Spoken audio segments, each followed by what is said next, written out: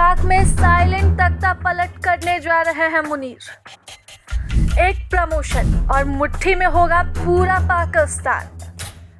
संविधान में संशोधन से होने जा रहा है खेला। जी हाँ, हम यहाँ बात कर रहे हैं पाकिस्तान की, जहाँ इन दिनों चुपचाप कुछ तस्वीरें बदल रही हैं। पाकिस्तान के सेना प्रमुख आसिम मुनीर भारत के ऑपरेशन सिंदूर के बाद फील्ड मार्शल बन गए। फिर उनकी वॉशिंगटन में अमेरिकी राष्ट्रपति डोनाल्ड ट्रंप से मुलाकात होती है और दोनों ही देशों के बीच संबंध अचानक ही बदल जाते हैं। पीएम शहबाज शरीफ से ज़्यादा आसिम मुनीर को तवज्जो मिलने लगती है, जिससे ये तो साफ हो गया था कि उनका कद अब सिर्फ आर्मी चीफ का नहीं रहा, बल्कि उससे भी ऊंचा उठ चुका है।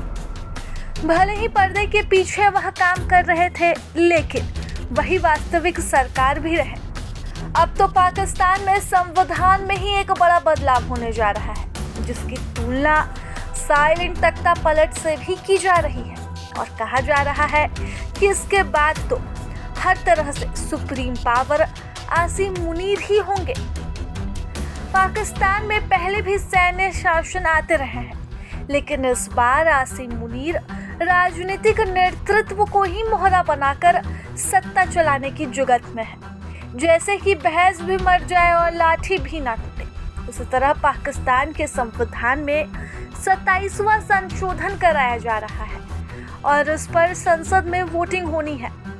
अब तक मिली जानकारी के अनुसार इस संशोधन के जरिए संविधान के अनुच्छेद 243 को बदला जाएगा।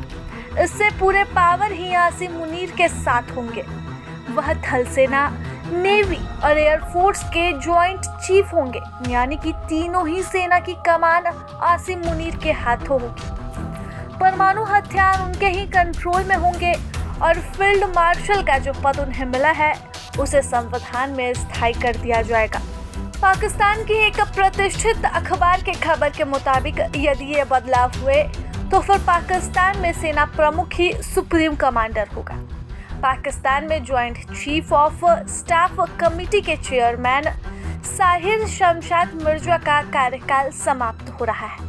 अब यह पद खत्म कर दिया जाएगा और उनकी शक्तियां भी फील्ड मार्शल के पास होंगी। इस तरह वह सर्वे सर्वा हो जाएंगे।